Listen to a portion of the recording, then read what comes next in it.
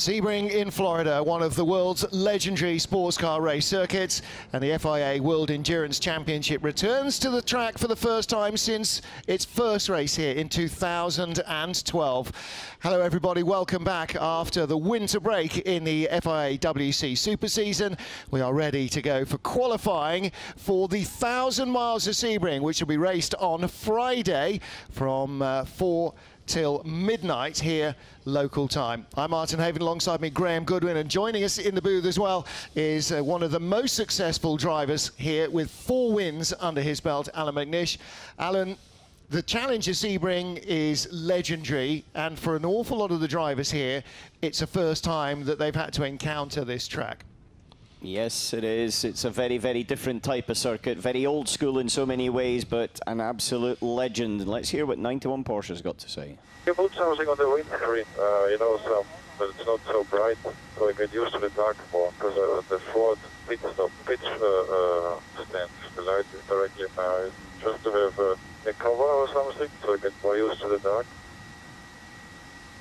All right, well, that was Richard Leitz questioning whether or not he could sit, presumably with the blanket over his head, all the way out to the pit lane, and then suddenly, ta-da, he wouldn't be dazzled when he gets out on the track.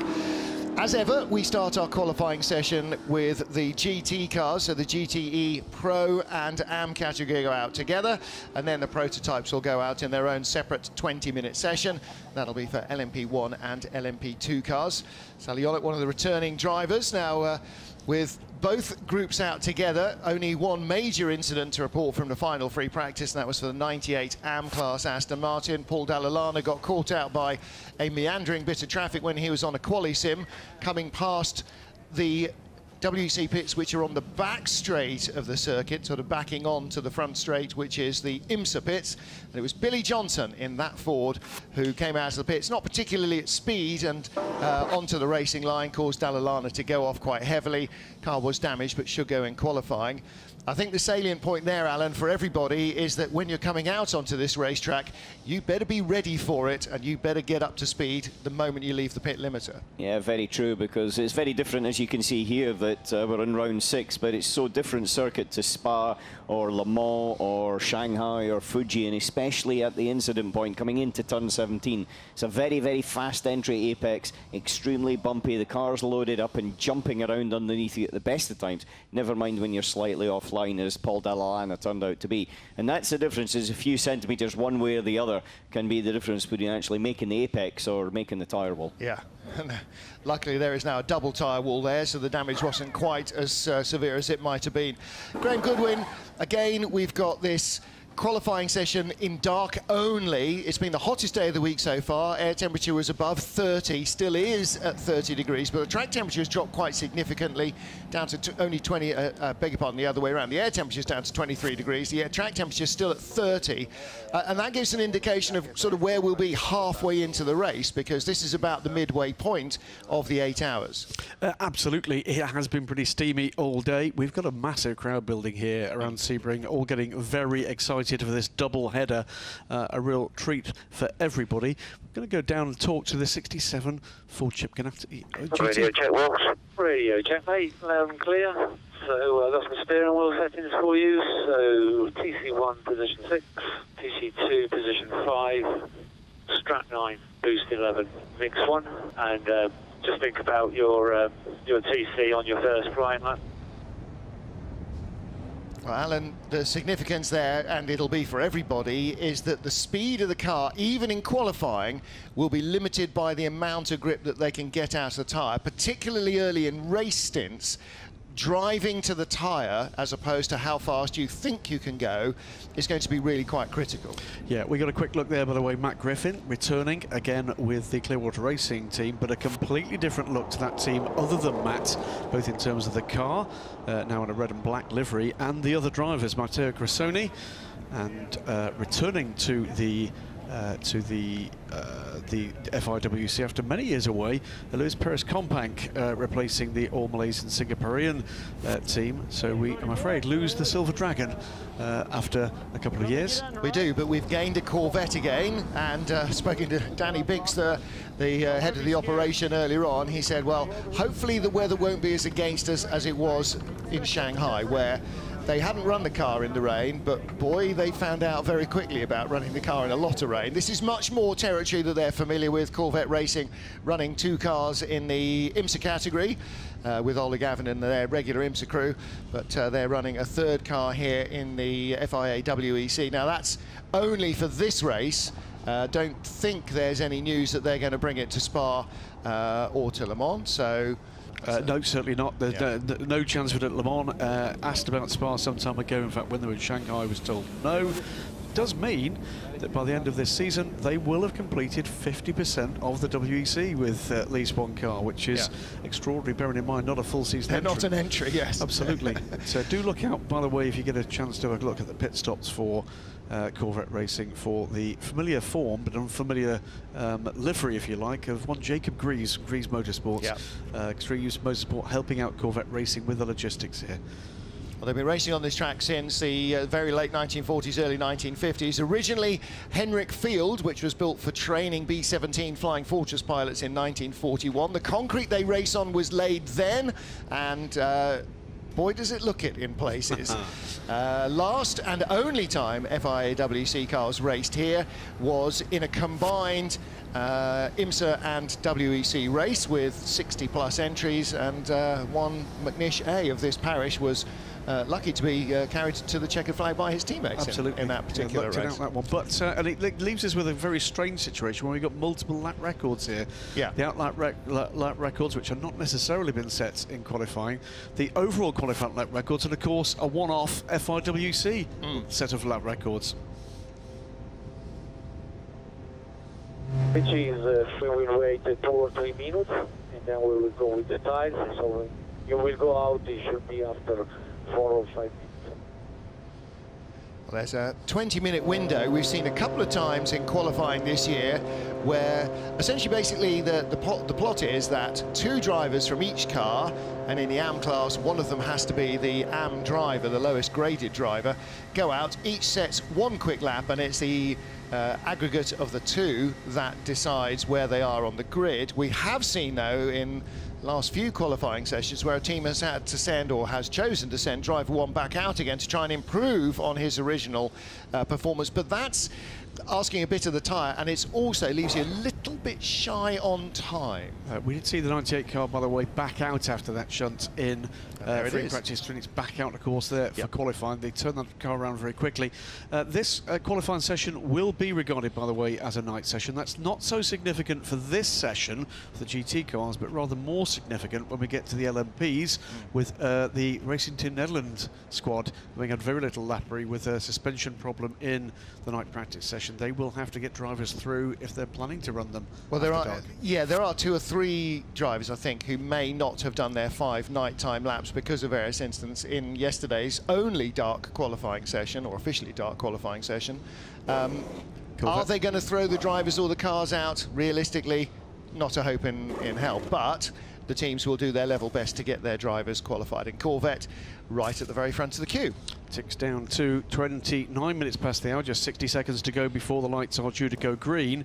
Quick shot there as the 98 car pulls away of the 77 Porsche, featuring one Christian Reed, who is the last remaining ever-present driver in the FI World Endurance Championship, and indeed won at Sebring when we were here last in 2012 in, oddly enough, the other one, the 88 numbered, then Felbermeyer Proton Porsche, now Dempsey Proton, of course.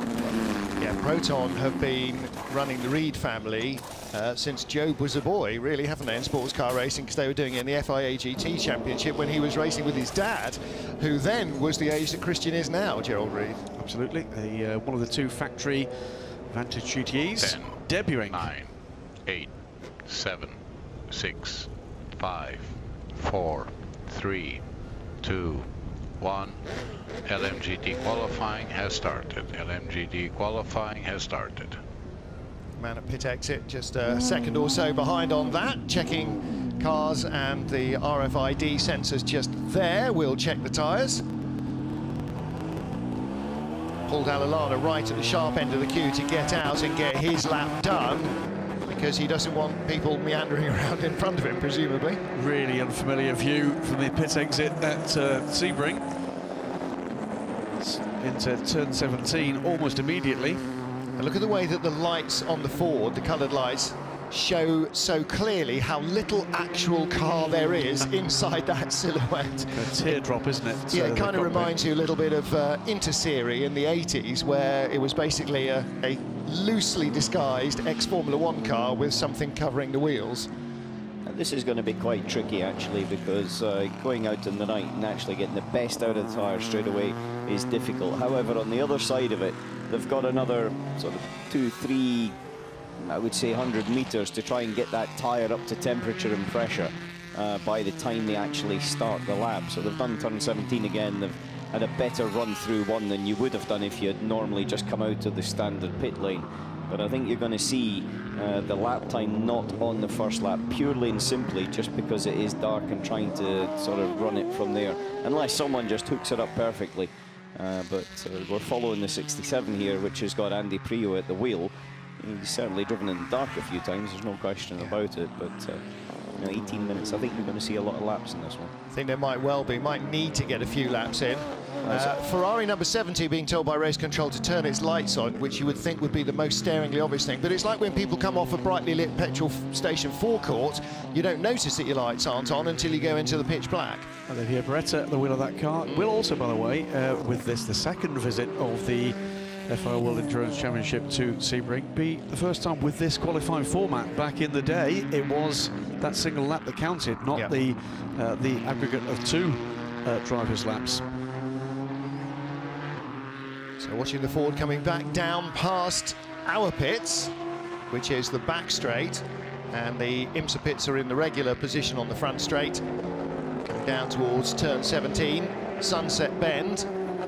17's not the problem, it's the commitment through one, where you've got that very blind entry, and that's the point that you've got to spot it perfectly on the first lap. Once you're through one and breaking into three, you kind of build the lap up and you should be okay, but this particular point now, the left-hander into it, floating the car in from here towards the apex, towards the wall, is the tricky point on this first lap. 66 Ford there with the green highlights, Stefan Mucker. Ben Barker's in the Gulf Racing Porsche. Andy Prio in the blue highlighted 67 Ford. Well, actually, it's Ben Barker goes to the top of timing and scoring with the first offerings here at 2:02.230. Now that sounds to me like, Alan, he went out of the pit lane and got across the start-finish line, fully lit and ready to set a lap. Yeah, he did. So not shy on bravery, he'll hand over to the gentleman driver in the car to do the other side, Michael Wainwright. And is the first man, by the way, to break a lap record. GTE AM lap record goes with that. Obviously, it's only happened once before, but either way, beats the time from Dom Farnbacher back in 2012.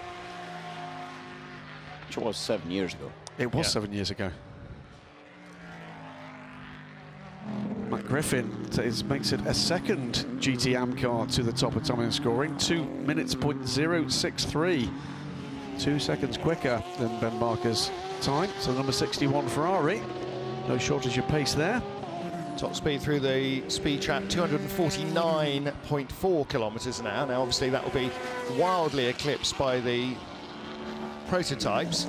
Fords are going for it here. That was actually Mucca that was quickest in the first sector, and then in the second sector it was Andy Prio that sort of pulled it back. And the Aston Martin of Alex Lynn's gone quicker again in sector one. But I think it's probably going to be Prio that will jump to the top of the timesheets. He's got turn 17 to go. Christensen's Porsche currently fastest in the final sector. Jan Magnussen's there or thereabouts with the Corvette, as you might expect from a man of his enormous ability and history here. Andy Prio goes to the top of the timing screens, followed closely by teammate Stefan Mucker. 0.336 per second between the two Fords. Prio from Mucker, 67 to the top with a 1:57.916. Lynn in the 97 Aston Martin, though, quickest in the first sector, equalled Prio's time basically within the 100th in the middle sector.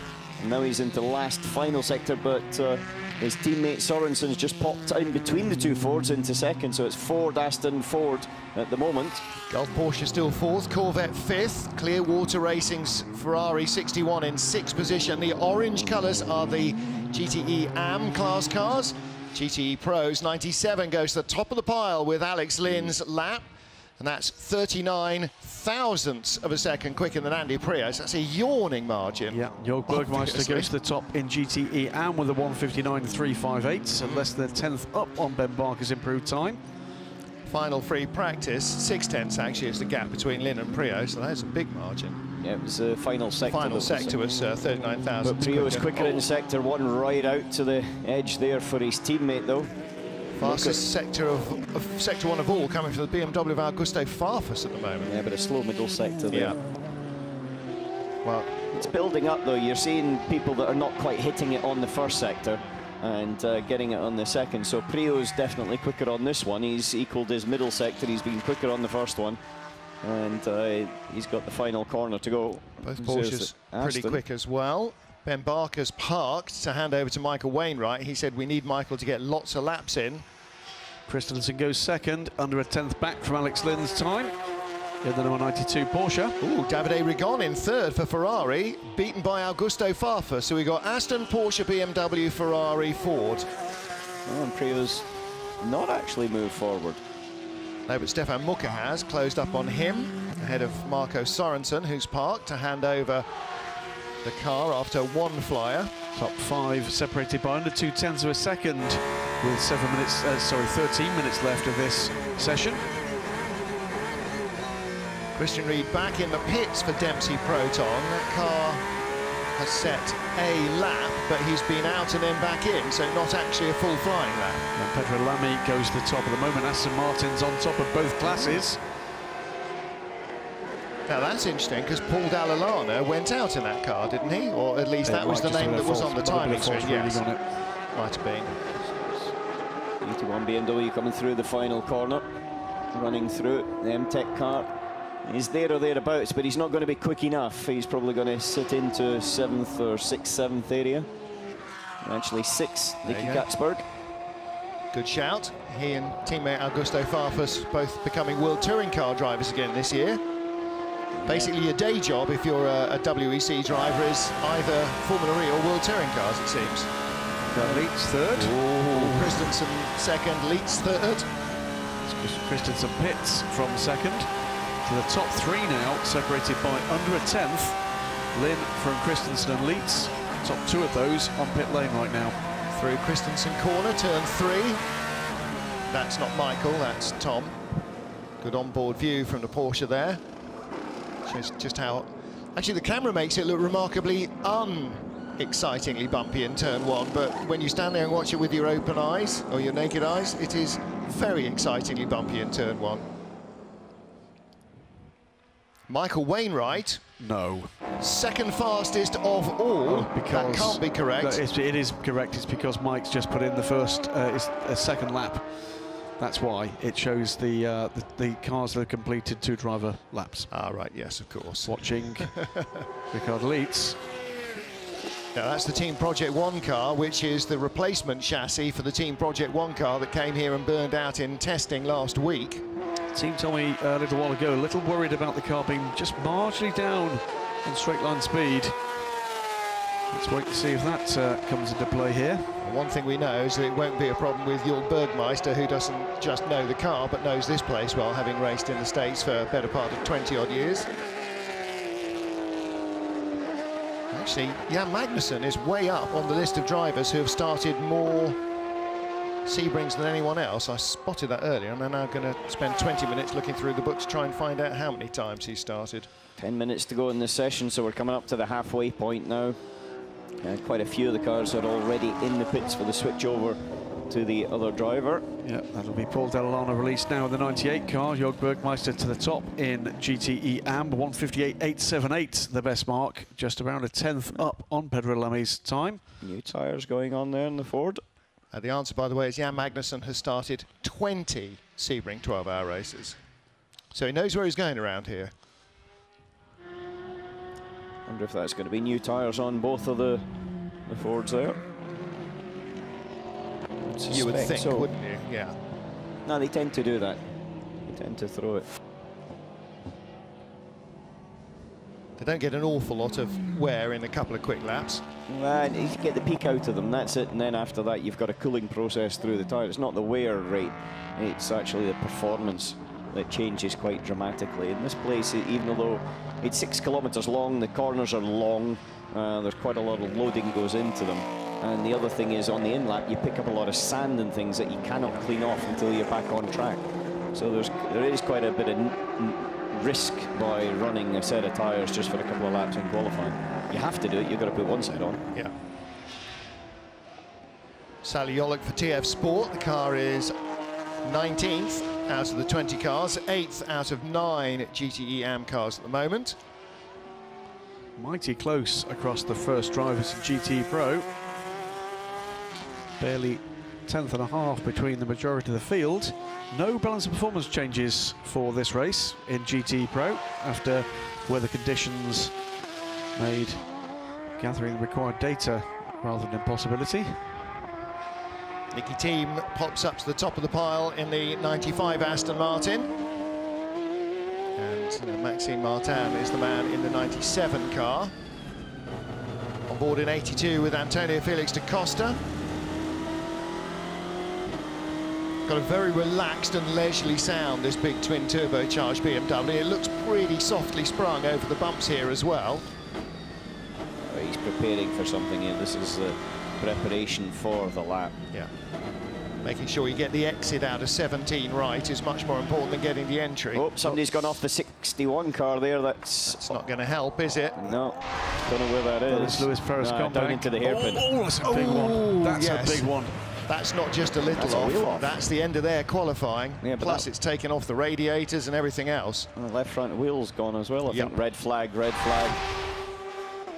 So everybody that's out the pits except Christensen, so they've already put a little bit of a heat cycle through the tyre as they'll go back to the pits. Christensen in the Porsche, the 92 car, that's going to have probably gained out of being the last one in, so not having gone out at all. Yeah.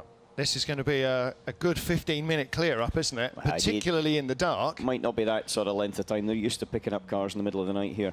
7 minutes 43, clock stopped. That is a pretty heavy hit. There's no question about it. Comes down into the hairpin. Just as he hits the brakes, then it looks like the rear locks up a little bit, turns left. There's a slight camber there, and there's also a bump with the resurfacing of the tarmac, and then he hits on the inside. That was a head-on hit as well. That chassis would have taken a lot of damage. Well, Lewis Perez Compact is out of the car, which is good news. And he's just getting himself together, the Argentine. But that we will not see that car again tonight. And it's going to be a late night anyway. It's already 9:45 local time. I think the team will be up late and in very early if that car's going to make the race. The good news is we don't start till 4 in the afternoon, Graham Goodwin, but the bad news is it's going to be hot and sticky and they'll be exhausted before they even get into this 1,000-mile race. Yeah, it's not a very happy-looking team, is it? But you're quite right, Martin. The best news is up and out of the car under his own steam is Lewis Perez Compact. Not a happy reintroduction to the series. Well, that was his out lap, so he'd just gone out the pits and got to the hairpin. It's tough news for the team, particularly for the mechanics, but also for his co-drivers. Matt Griffin had set his time, hadn't he? And Lewis Perez Compact was just about to try and build himself up to speed, so pretty unfortunate. Yep. As you say, the tow truck drivers are very used to loading onto flatbeds here, even in slightly limited light conditions, because it is fairly dark outside, and particularly where he's stopped. But they also have a little bit of an issue with navigating their way back to the correct pits, as we saw yesterday. Well, there's Matt Griffin with the team. Well, let's hear from the 92 Porsche team. If there's good grip, braking is good. You leave the bias where it is, you can brake normal or even later. So it's all good grip. So everyone went out except us. So there's 7 minutes 43 to go. We won't rush this one either. We're in, yeah, copy that. All right. He was just about to, he's just stopped himself. We're in a good position, but they are actually in a relatively decent position, aren't they, Alan? They might have the opportunity to use those fresh tyres to put themselves right at the top of the pile. Yeah, they're a little bit of a cleaner. They've got a bit of a cleaner set of tyres, that's for sure, because he hasn't gone back out again. But, you know, what I think is going to happen now is that it's going to be a little bit more of a concertina effect, because they stopped the clock at 7 minutes 43 to go. But on the other side of it, the people that were out and already prepared or started their lap, then that's all been aborted. And so therefore you've got everybody trying to actually get that second lap in this last 7. So it's going to be a busy lap time out here, and you're going to see probably a bit of traffic and people not necessarily getting the cleanest of runs.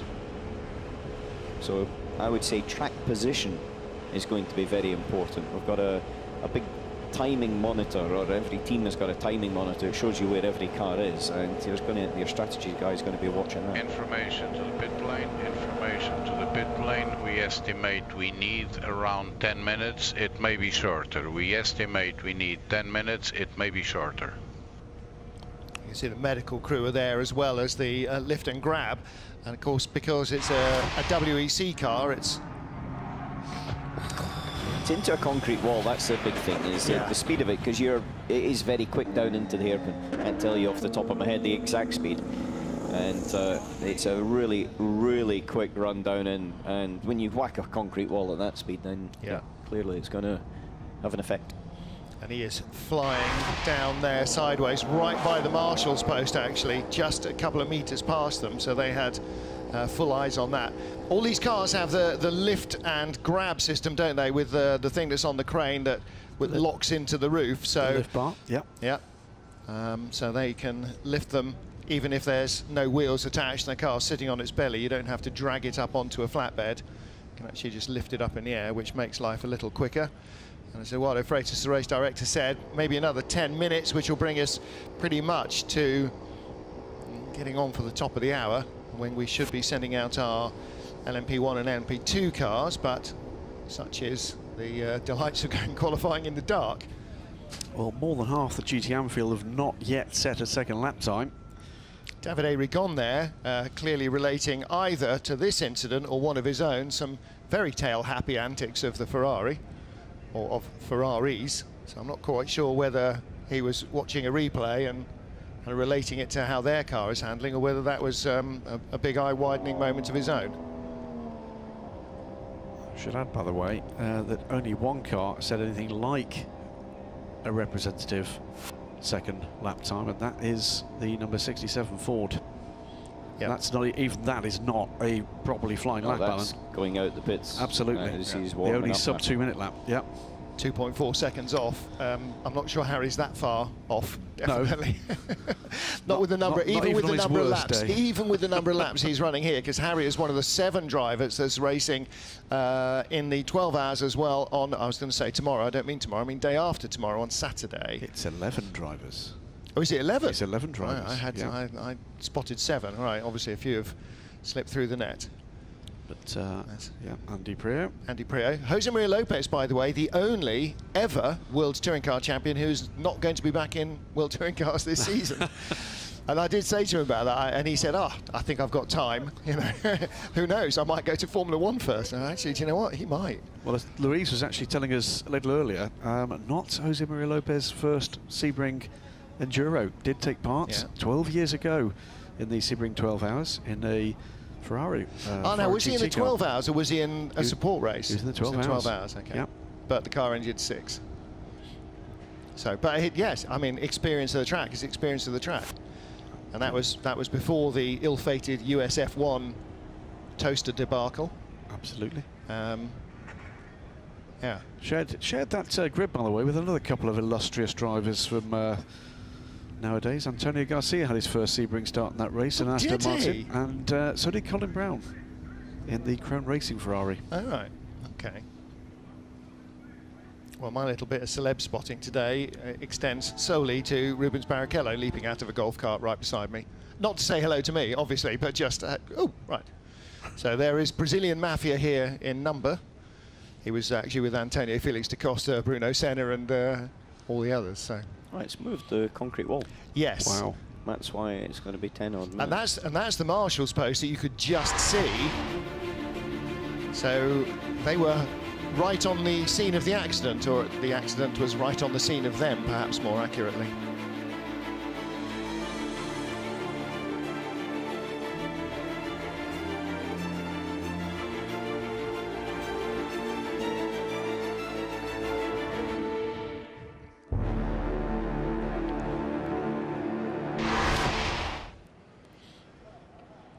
Red flag at Sebring as we are part-way through the first of 2 qualifying periods. This is for the GT cars, GTE AM and GTE Pro.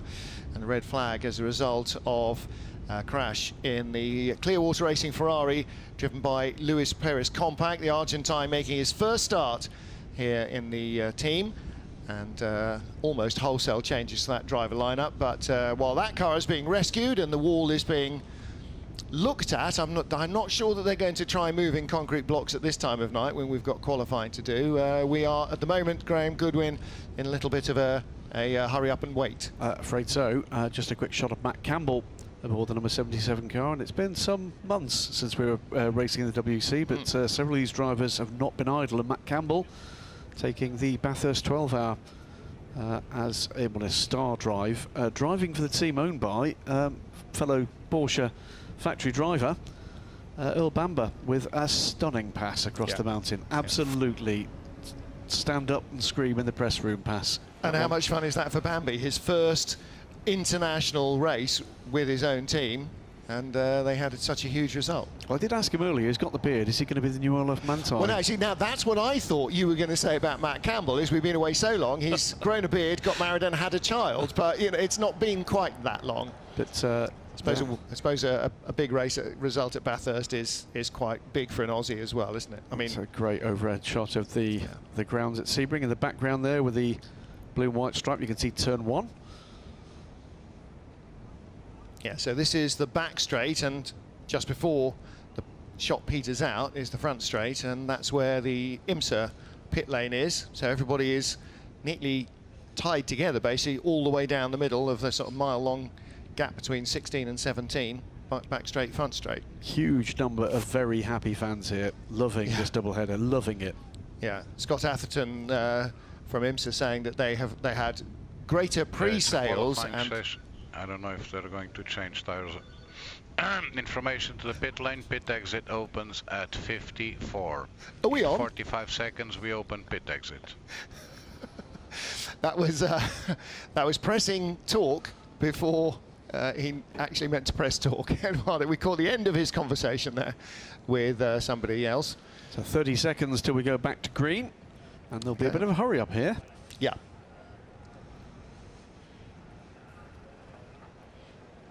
You see everybody with tyres waiting to go on the car. The tyre ovens are not just over the wall. That's where the pit perch is and various bits of spare bodywork and some hot and sweaty mechanics. But there's a little. Just enough room to drive a golf cart through, and then behind them is another row where all the tyres come from. So they are very close. They're closer.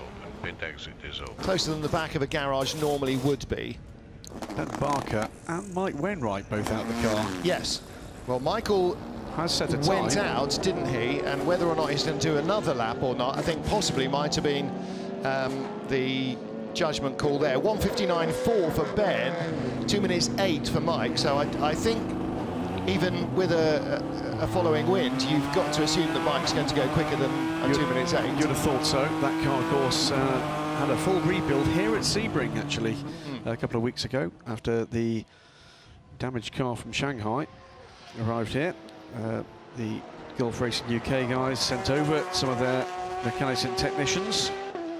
Right, well, one thing we know is that the last car in the field so far will be the Clearwater Racing Ferrari of Luis Perez Compact, because that's not going out again. Hasn't set 2 lap times. And those palm trees down there, very reminiscent of the paddock in Bahrain, aren't they? Only on a smaller scale. Do we have inflatable palm trees in Bahrain? Well, with the lights, I was thinking. Oh, I see what you mean. Palm tree with lights, that's what I was thinking, yes. 77 car, screaming around, hands it back Campbell. Looks like he's got to the start-finish line and is going for it straight away. I think he is. That's not a warming-up lap, is it? I certainly getting the tyres into the window. Well, he was honking on through turn 10 as quickly as they were yesterday. We were down there meeting all the friends and family of turn 10. Let's see where his middle sector is.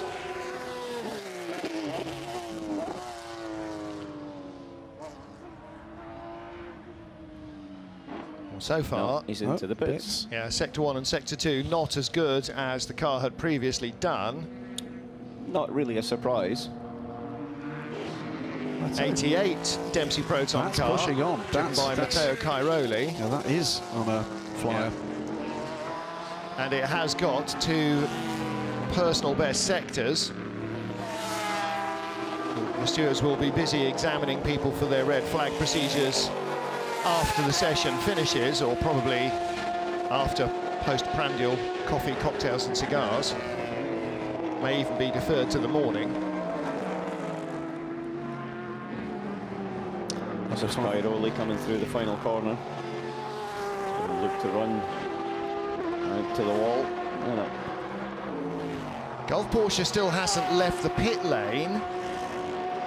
I understand that the thinking is Mike Wainwright might well start the race in that car and try and get all of his, 2 hours 15 minimum driving time in daylight, and allow the younger drivers to try and do a much more of the nighttime racing, which seems to me, if you've got a gentleman driver, to be an entirely sensible way to go. 88 Porsche, confirmed in provisional pole position at the moment, thanks to the efforts of Matteo Cairoli. It was a good lap. Yeah. Take no quick in the first sector. And he's a little bit further up ahead. He'll be the first car to actually complete the lap coming down towards turn 10 at the moment. Now 92 is the Porsche that we heard on the radio. They're going to just wait a little and send him back out. 97 Aston hasn't gone back out yet. Maxime Martin still in the pits. So Gulf Racing Porsche dropping rapidly to the tail of the AM class. The 88 Dempsey Proton car fastest. There's the 92 Porsche. So it is out. 67 with the blue highlights.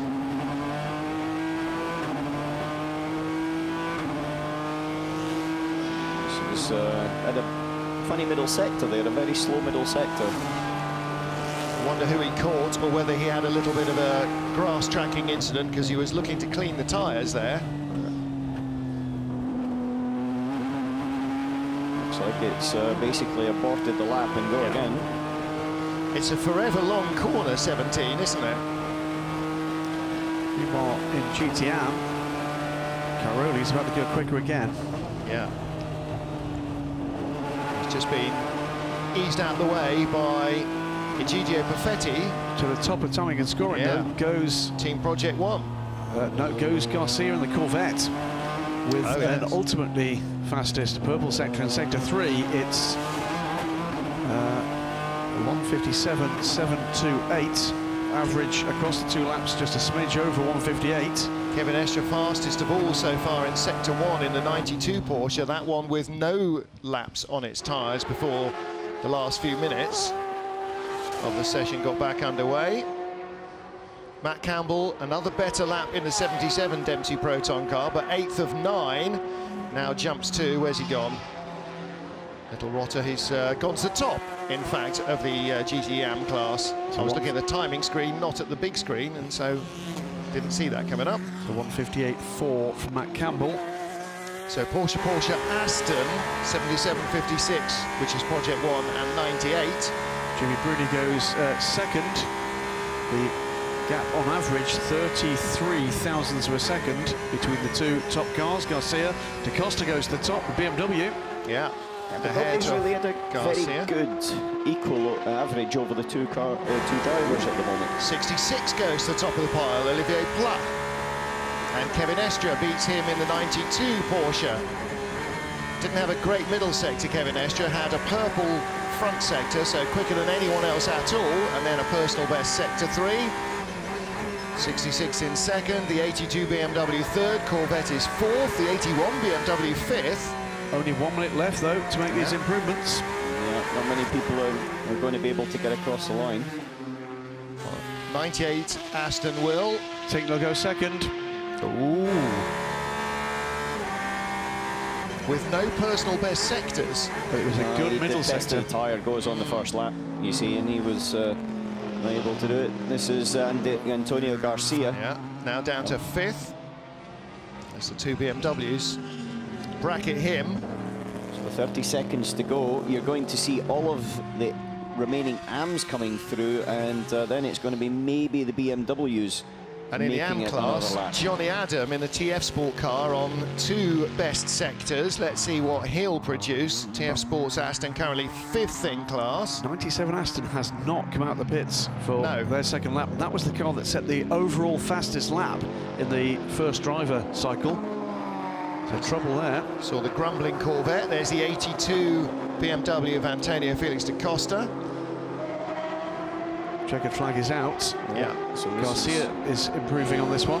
Well, first to take the flag will be the 91 Porsche. 82. Ooh, that was wide. Very, very wide there. That's possibly the first time, definitely not going to be the last.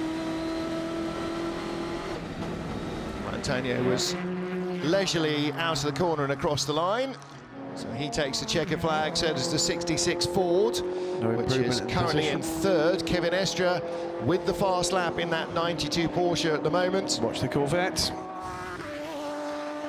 Corvette on a personal better lap.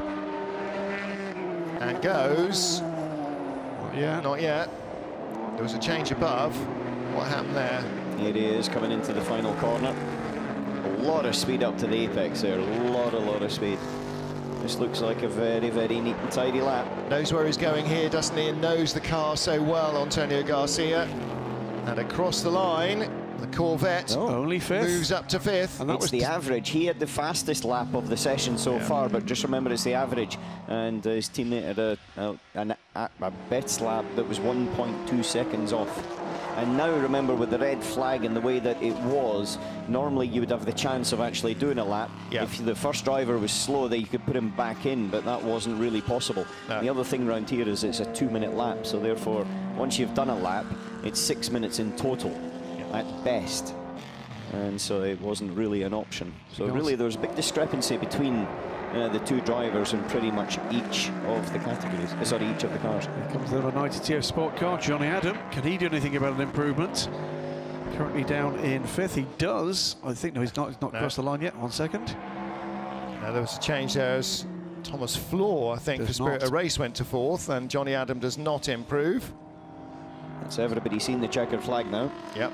So fastest lap did indeed go to Antonio Garcia in that session, 1:57.257. But from dominating the first driver cycle, Aston Martin Racing just tumbled there. Yep. Their ducks were not in a row, were they? They're 10th and 11th in class out of 11. More particularly 10th and 19th overall. So had we not had the red flag, entirely likely that a number of drivers would have gone back out, and a number of first drivers would have gone back out. Well, Kevin Estre brings the 92 Porsche back into the pit lane. His teammate Michael Christensen is with Louise Beckett.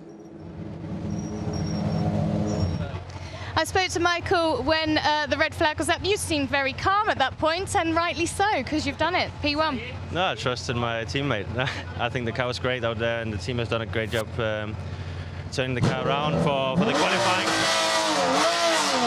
It it was definitely not so easy going from practice in hot conditions and coming here in the cold conditions and getting everything sorted. But the team managed to make a perfect car for the conditions, and yeah, I think we pulled it home here. Got 1,000 miles ahead of you, though. Yeah, it's a long race, and it's of course the majority of the weekend is the race, and we have to look into that. It's more important than the qualifying, but anyway, we got 1 point, which is very nice, and hopefully staying in front is keeping ourselves out of trouble, so that's what we aimed for at least. Thank you, well done. Thank you. Well, Graham Goodwin, that's a really valid point, isn't it? And it's something actually that a couple of people have talked about as well, is the extra point at the end of the year. That might be the difference between you watching somebody else going up onto the stage and receiving the Champions Trophy, or you being on the stage looking down at them. So that extra point for the 92 Porsche could be worth its weight, literally almost in gold. Well, there's a double-edged sword with this this race. If you look at the combined times for both classes, because of the longer distance, more points here than we've had for the 6-hour races. But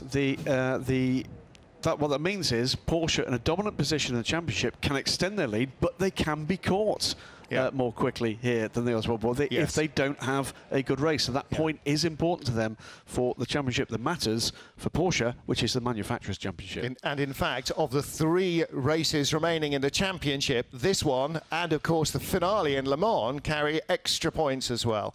Well, let's get down to our GTE AM class leader. Christian Ried's getting camera shy, but not right now. So congratulations, a great performance from both of you. Thank you very much. Yeah, it was perfect. After struggling a bit yesterday in the night, today it was perfect. Car was great, and Matt did an amazing lap, and my lap was okay, so perfect. Well done. Thank you. Big smile as ever on Christian Ried's face. He can take the boy out the sports car. He can't take the sports car out of the boy, and he continues to be our sole representative, apart from Louise Beckett, who has done every race of the FIA WEC, and they're both looking pretty good on it, actually, Graham. Not bad. Christian Ried, by the way, obviously the Dempsey Proton squad in a massive fight back after losing all of their points just a couple of races ago. Came home first and third in Shanghai. And are looking to see what they can do to make a dent in the rest. And of course, what that's doing, not only allowing them to catch the pack a little way ahead of them, but it's taking points off the championship fight as well. Yeah. And all of that helps to hopefully concertina up the championship to Le Mans, where it might well be winner takes all, actually. Yes, exactly right. You know, there's a lot of points. It's almost half the season's points still to come. Despite us already having started with 1 Le Mans.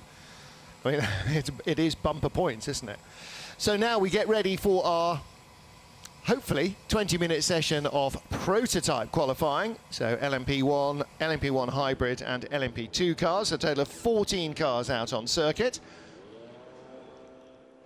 And we'll wait to see how this one shakes out. In free practice, it did look as though predominantly Rebellion had the upper hand over SMP, but in the last free practice, when it was hottest, the Dragon Speed Dallara chassis seemed to pick up a bit more pace. Now, we'll have to wait and see how that boils down as well. Let's hear from the Rebellion team. For your information, so we have car 3 ahead of you. Just create your own gap. They will not let you go for sure. They will not let you go. I will not ask for that, so make your own gap.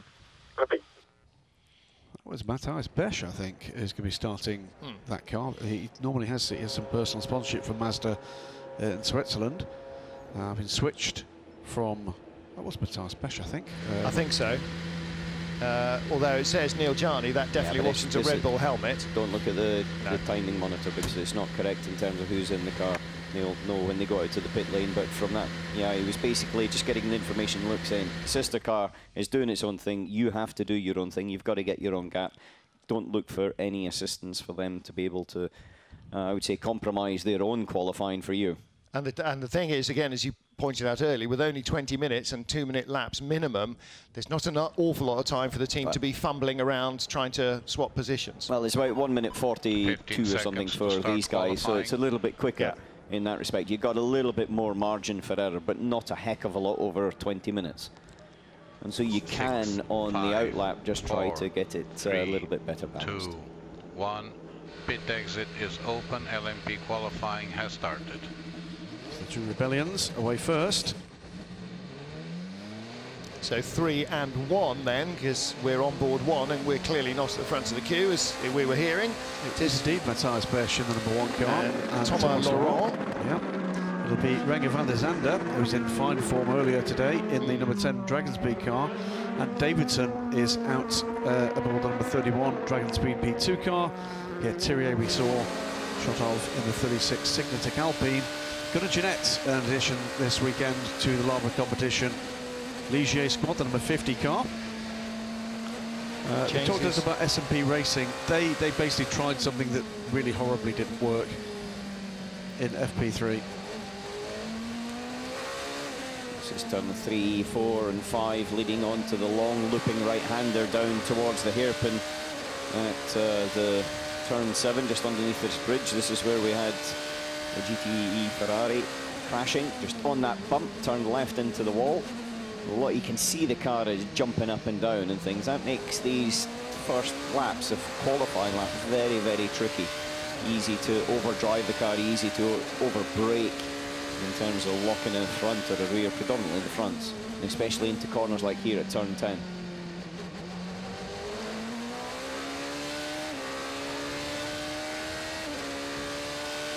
You don't have any Toyota behind. You don't have any Toyota behind. A little bit of information to Besch there, just giving him the idea of who's around him and which cars are around him, which is very important. He's got one car up ahead of him, but he's got no Toyota, so therefore there's nothing quicker behind chap. Just focus on what's ahead. No Toyotas left the pit yet, neither have either of the S&P Racing BR01s. So 4 LMP1s still to play here as Stefan Sarrazin makes it 1 S&P car and Mikael Alishin 2. They're just on the right-hand side as we go by the pit exit with Rebellion Racing. Let's hope we stay with this camera angle going through turn 1. And there's a car, there is a little bit of traffic up ahead. Well, that'll be the SMP car in front of us there. He's moved out the way. Yeah. So this is a hot lap for both of the Rebellions. Yeah. And the Dragon Speed car, Renger van der Zande. And that just took a little bit of the focus away for Van der Zande coming through one. So you just never know what that car's going to do up ahead of you. Fernando Alonso compromised a touch through the first corner. Fernando Alonso out on track now in the number 8 Toyota. 147s is the mark. It's Renger van der Zande that's quickest at the moment with 147.0. Yeah, but they've only done this on the outlap. I think we're going to be well down into the 41s. Possibly quicker. Potential is definitely there, just depends on whether they can execute it. Alonso out in the 8 Toyota. Mike Conway having tyres fitted to Toyota number 7, so they're going to put themselves a lap or 2 out of sync with everybody else. So far the two Rebellions though within a few hundredths of each other in the first sector coming through. We're watching the Dragon Speed car, which is just stuck up behind the SMP, so 2 BR01s. Yeah. One of them's on an outlap and the other one's actually started his lap. Massively held up here. Yeah. Renger van der Zande will be spitting feathers. He'd lost it a little bit at the first corner already with the sister BR01. And so there's an element where now you've kind of done the lap. You're not going to go quicker. Are you going to try and overtake him, or are you just going to back off and then... He's going to block you now going down into 17 to make sure he doesn't compromise his own lap. Yeah, having compromised yours. Henrik Hedman will be doing the second lap in the number 10 car. Across the line goes Thomas Laurent. The number 3 Rebellion car goes to the top of the pile. Number 1 follows with Matthias Besch. 142.826 from Thomas Laurent is the offer there. 1900s quicker than Besch. He's just a little bit quicker in every single sector. P2, by the way, Luc Duval to the top, 153.668. That will be improved dramatically by Dragon Speeds and Davidson at 149.763, the first real flyer. 37 Jackie Chan DC car with Will Stevens. The annual sponsorship for the Malaysian drivers was annual rather than season long. So there's been near wholesale changes there. And the second lap looks to be that little bit quicker. Important point here is just building up the speed into the car and into the driver as much as anything else. But both Besh and Laurent are quicker on this second lap in the first sector than they were on their first timed lap. Number 3 going quicker again, so is number 1, but number 3 going quicker. This is 37. This is Jackie Chan DC Racing coming out the final corner. Running abreast. That's the sister car that's up ahead, going diving into turn 1. Now Will Stevens sets the fastest lap in LMP2 with that one, ahead of Stefan Richelmy. And Gabriel Aubry will do the other half for the 38 car. He was fastest in LMP2 in the last free practice, Gabriel Aubry. So 37.38. Changes to the driver lineup there. A little bit of shuffling at Rebellion as well, as we'll document a little bit later when we get into the race. 2 Rebellions just crossing the line. Improvement from Laurent to 142.746. Gap is closed to half a tenth, with the fastest of all middle sector from Matthias Besch. Waiting still for representative times from the Toyotas. S&P Racing go 3rd and 4th, Sarazan and Lishin. Just remember with the Toyotas, they basically pre-charge their hybrid system, so they don't necessarily want to be trying to do 2 laps. They want to boost all the energy on 1 lap and then do the pit stop and go exactly again. It is 2 seconds in the first 2 sectors for Fernando Alonso. This is going to be somewhere in the 140s. Here we are into the final corner, much tighter all the way through. That's better because you less bumps as he now comes out the final corner. Those big black marks under the bridge, by the way, as you come across the line, those are from the drag strip here. Alonso goes fastest, 140.12. We will get into the 39. Smashes the qualifying lap record at a canter there. Yeah. And Mike Conway, green sector, sector 1 half a second slower than Alonso. Sector 2, 2/10 slower than Alonso. So this lap of Conway's is going to end up being about a second slower than Alonso's. So that lap from Fernando Alonso takes 3.8 seconds out of the qualifying lap record for LMP1. That's set back in 2013 by Marcel Fessler. Yeah, and you would hope with the hybrid systems and the sophistication of the suspension, the tyres, and every aerodynamic aid in the intervening time, that would be the case. Number 7 does go second, and the gap is 0.958. So Conway was losing time all the way around to Alonso.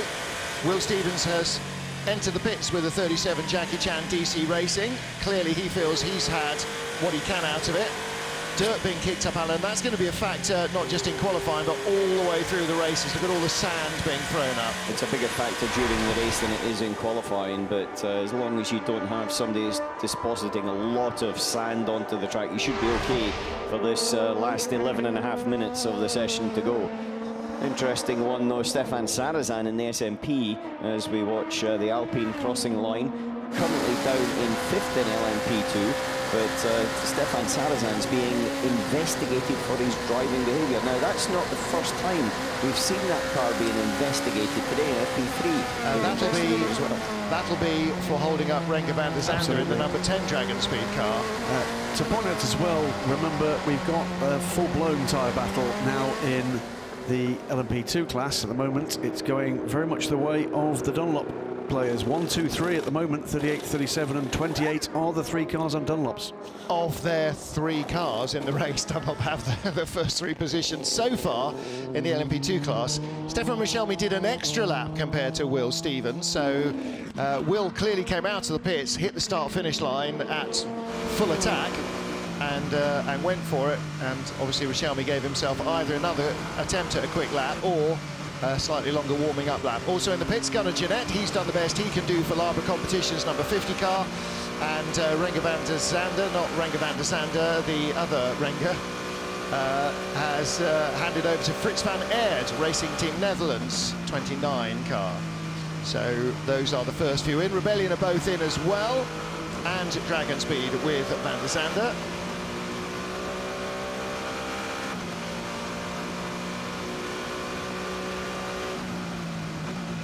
Louise is having a thought. Louise, tell us.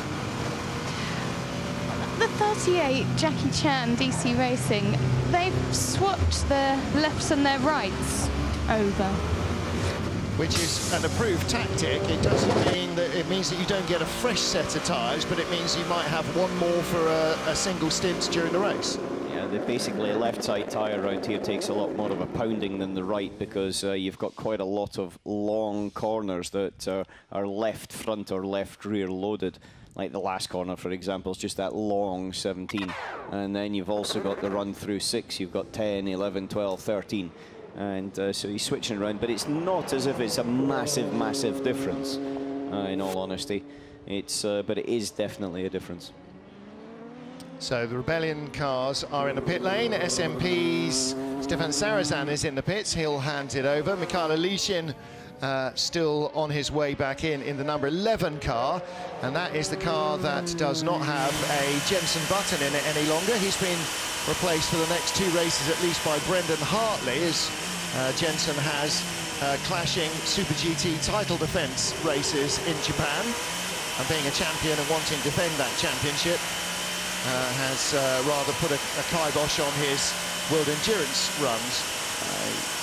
We're running on board with Fernando Alonso. I'm not really sure why he's continuing to go round, to be honest, because he hasn't been into the pits. Driver change. Conway basically has done a very quick middle sector. Alonso's first sector was 2 and a bit seconds off. He's a second up the road. I'm not really sure what the tactic is with that. Ben Hanley out in the number 10 Dragon Speed car. He'll do the second part of their qualifying. Francois Perraudot's taken over the number 28 TDS Racing car. So that Orica was at the top of the pile. David Heinemeier Hansen, new addition to 37. So that Jackie Chan DC Racing crew, as we touched on a little earlier, has changed totally. It's now David Heinemeier Hansen, Denmark, Jordan King, Great Britain, and Will Stevens, Great Britain. This is Jordan King's first prototype drive. It's certainly his first WEC drive. That's not what I asked, Graham. You're the guru. I'm not aware that Jordan King has been aboard an LMP car at all. Yeah. It certainly isn't David Heinemeier Hansen's first. No, it's not his first time at this rodeo, is it? Multiple race winner in the FIWC. Early adopter of LMP2 in the old regulations, and a title winner in GT cars. Fastest first sector and fastest third sector on that lap from Fernando Alonso. Is that correct? That was the in lap. That's his in lap. So it shows the best sectors of his session. Indeed. 140.12 is the mark at the moment. These books going on. The only other thing that they could have been doing was trying to ensure it was maximum state of charge on the battery by recuperating all the way in and doing it. They'd have to do an extra lap to be able to achieve that. Well, you can see him in the back of the shot, out of the car. So he's out, Conway is out, Alishin is out, Sarazan is out. All of them in the pits with just under 7 minutes remaining in the session. So Gustavo Menezes in the number 3 Rebellion. We're watching him at the moment. He has gone to the top of the pile. Quicker first sector from Ben Hanley in the number 10 Dragon Speed car, but not 6/10 off the pace of Gustavo Menezes' first sector. Ben Hanley coming here fresh from racing with Dragon Speed at St. Petersburg in the IndyCar race last weekend.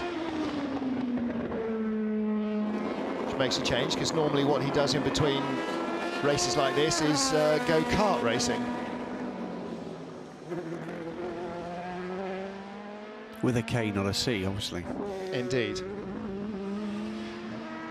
Here's the racing team, Netherlands, Dallara.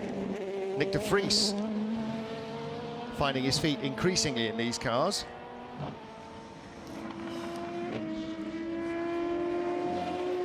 This car's been very quick here on a couple of occasions, and the only other time in the season it's been quick has been when it's been very, very wet. Yeah. And it's definitely not been wet here. And considering the car's quite difficult to drive on bumps and looks to be inconsistent, it's quite an amazing situation that they've been quickest in 2 of the sessions. Does look like a bit of a handful, though. I think Fritz van Aert. Fritz van Aert is going to have his work cut out for him around the bumps here, isn't he? US racing debut of the Dallara LMP2. Familiar chassis in DPI form, but has never raced in North America. The Dallara LMP2. Time's beginning to come amongst the non-hybrid runners now. Menezes from Gianni and Hanley, 3 from 1 from 10. And then Gabriel Aubry and David Heinemeier Hansen, 38.37 for Jackie Chan Racing. 28 is TDS Racing's Francois Perrodo right now. Nick de Vries, 29, that's the Racing Team Netherlands Dallara. 50, and that is the Erwin Creed-driven Laber competition car. First lap in that was from Gunnar Jeanette. First time from that car. Third place in LMP2 within the reach of Nick de Vries here.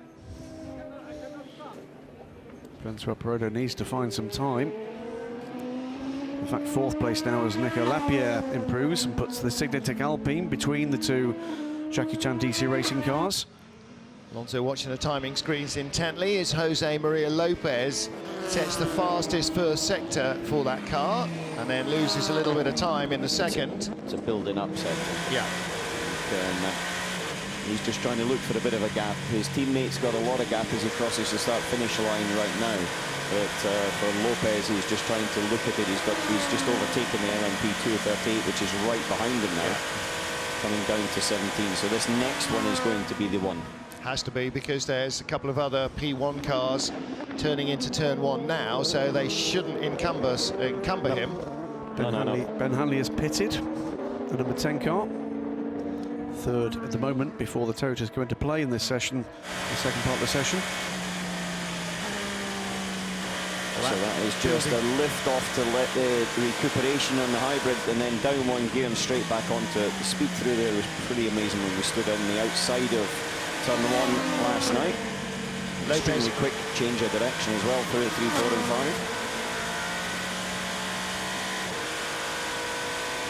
Well, we tried to find out. Yeah, it was good lap still. Yeah, we need some genetic. We need some genetic. Try to keep him, keep him behind you, and try to stay close. Try to stay close to the LMP2 behind you. Yeah, that's a little bit earlier on when we were talking about it as they were coming down the back straight. Basically, he needed to build up the boost energy in the hybrid system. Well, his building up to speed lap was good enough for the car to go 4th fastest. Now through 13. Oh, run a little bit wide there, and that's the lap gone. Oh, a lot wide. Definitely the lap gone. Nakajima on a very quick lap now. He's in the last corner, Nakajima, but Lopez has lost this lap, and he needs to clean up the tyre very quickly because he's only got one more corner here, the straight, and then turn 17 for the next one. 2 minutes and 11 seconds to go. He has got the option to do a clean-up lap, but he doesn't have the energy in the hybrid, I wouldn't have thought. As Lopez goes off, Nakajima sets his fastest lap, 1 minute 40.51. So a 140.1 from Fernando Alonso. Rodchev takes the SMP Racing number 17 car, second fastest at the moment, with the other Toyotas to come still into play here, but puts the SMP car ahead of both the Rebellions. Yeah, Toyota number 8 is quickest. Toyota number 7 going through turn 1 now has got a bit of work to do. And again, when you're looking at what Toyota are doing, they're essentially racing each other, the two cars. So it really doesn't matter what anybody else does. Fundamentally, you've got to beat your teammate. Well, you do if you want the point for pole. The SMPs have taken the blood in terms of the best of the rest in that battle. And Orochev in the number 17 car going quicker still on what will turn out to be his last lap, I would think. Brendan Hartley going quickly on this lap as well. He's got the two Rebellions between him and the 17 car. Rebellion number 3 bails out, and that will be it for Gustavo Menezes. No better than third, but likely at the moment to be a little less than that. Orochev's first sector, Graham, 3/10 quicker than Hartley's, and Hartley loses a further 10th in the second sector, which is perhaps not surprising given that he's not sat in the car before this week. Here comes Orochev. It's a good-looking lap. Didn't improve on previous best in the second sector. Sector 3 comes across the line, not an improvement either, but Car remains second. That was a 1:41.9, so a long way from what the Toyota number 7 should be doing. This isn't a good lap from Lopez, No. but he's going to cross the line. He's going to be more. really tight, isn't he? Yeah, he'll get one more lap in. 3, 2, 1. Does he or does he not? Puts him second, though. It doesn't really matter because he's popped up into second place. Checkered flag comes out, but it doesn't show that the number 7 car has taken it. So, is there anything left in the tyre? All that matches the lap of Nakajima. It's a 1:40.544 from Lopez against a 1:40.513 from Nakajima. That secured that provisional pole.